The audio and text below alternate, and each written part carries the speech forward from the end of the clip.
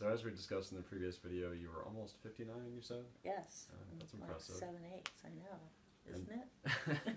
and how many kids have you had? Can you still count that high? I can. 6. 6 kids, alright. I did like miscount my grandchildren to one of my coworkers. I'm like, 8 or do I have 9? Oh yeah, I have 9 now. But given my age, I think I can get slack on that. Alright, so everyone had a few questions for you, and the first one was, what was your most embarrassing parenting moment? Embarrassing parenting moment. Oh, I remember one. I was involved in that again. Oh. That was embarrassing, sort of. I was babysitting Carl, Lisa, and Melanie, and their mom came to get them, and Melanie wanted Nat to go with them to do something, and of course they hadn't really asked her mom, and I could tell by the look on her face that wasn't her plan of action, and so I just kind of jumped in and said, Nat can't do it, she's got this or that to do. And she got really mad at me, and she goes, I hate you! And she runs up the stairs, and I looked at Melanie's mom, I'm like, I'll be right back. And I ran upstairs.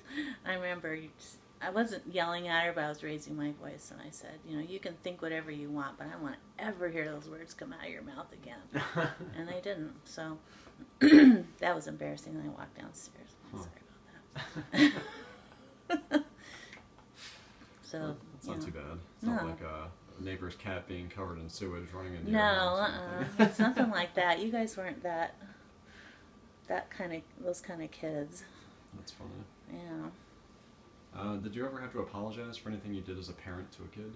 Oh, I'm sure I did. Anything in I particular? was pretty careful about what I said and did, so I wouldn't have to do that. Yeah. Because I remember once when Kathleen had gotten in trouble because she was out in the middle of the night skateboarding.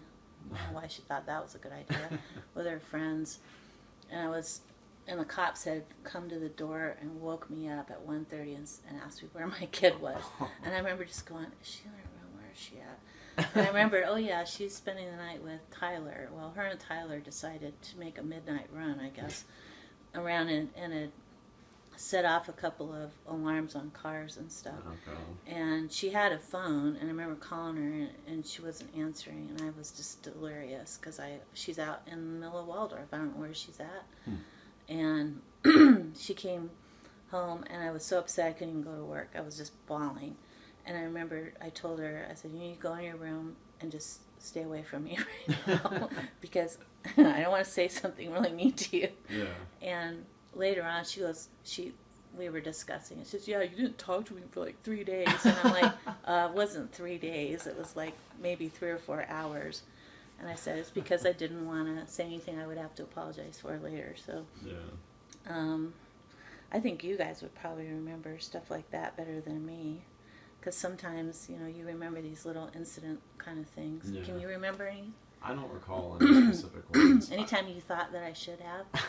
I'm sure dozens of times I thought, this is obviously unfair, and Mom should be apologizing to me as the rightful victim of whatever.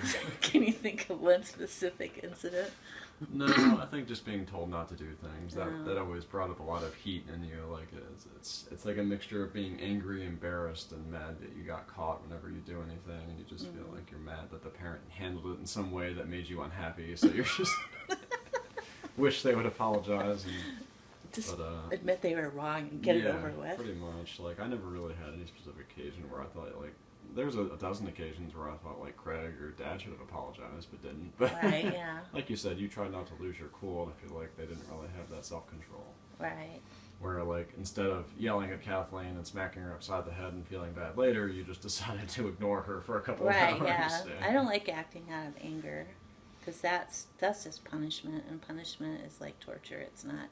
It's not used for anything other than just to make somebody unhappy. Right, it's the difference between like venting and disciplining. Right. Disciplining is teaching. I mean, almost the same rules could apply as far as what you're doing. It's just in the way you deliver it is really bad. So I tried really hard not to do that. Speaking of Craig and Dad, who do you think was the more Who do you think was the better parent? And you can That question actually made me guffaw. Oh my God, how am I going to compare those two? I guess really the question here is how would you define a good parent? And like, well, I guess there's As different far as assets. I'm concerned, neither of them were good parents. They had their moments Yeah. when they didn't suck quite as hard as they normally would have. But I think if you had to compare them, they were kind of the same, just in different ways. Did you get along with one better than the other? As far as the parenting goes, no. Okay. They did not have the same vision I had. Yeah. They did not, especially Craig and I. Dad's vision was just to stay away, which was okay with me. Let me handle it. It was my Right. problem. Craig and I just couldn't get on the same page, and I remember when you guys were teenagers, I finally just dropped the bomb on him and I said, I'm biologically connected to them. They are my children. I will discipline them. If they are doing anything that irritates you or Yeah. you think I need to handle, come to me and I will deal with it. And he didn't like that, but he did. I said, I'm tired of arguing with you about it. I'm not going to do it your way because I don't agree with it. And I'm the one that, they're connected to. I'm the supreme overlord when it comes to them, so. Yeah. Well, it works out. At least they were willing to listen in that regard. And he didn't have work much with choice. I think I delivered it in such a way that this wasn't a debate. This is how it's going to be. Well, that's fair. Because I know Grandma Sal would just tell me, he's the man, just let him do it. I'm like, oh no, that is not going to happen. Because that's what she did with Grandpa Sal. She just gave him carte blanche. Right. Like, nope, sorry, we're not in the 1920s anymore. Whatever Neolithic age it was you were Yeah. getting your advice from. That's where women were inferior and men knew all. It's always surprising when I meet modern people who are younger than me or about my age who feel that way. They're like, well, he's the man, he can take care of it. And I'm like, are you still so brainwashed? Yeah, really. Hello. Yeah. Welcome to the 21st century. What was the most difficult transition for number of kids? Like, I think everyone would assume it would be 0 to 1. But was it, 1 to 2? Was that harder than 0 to 1 and so on? 1 to 2 was the hardest, only because they were so close together in age. They were like Okay. two babies. Ah. Except one could move around and get into things, and the other just laid there and cried all the time. So but that had more to do with personalities, I think, than How far apart were they? 17 months. Oh, okay. So Nat wasn't even a year and a half yet. The transition between 2 and 3 was hard only because I didn't have 3 hands or 3 arms, and that was tough. I remember after Jay was born, I needed, this is kind of embarrassing, you needed intimate women things after you've had a baby. And I ran out of those things, and those were the days when you did not ask your husband to go find pads or tampons or that stuff. And so I was like 3 days from having him, after I had him.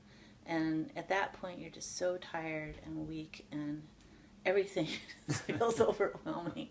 And I remember thinking, I've got to take all 3 of these guys to the BX and get this. And I remember it took every ounce of energy I had.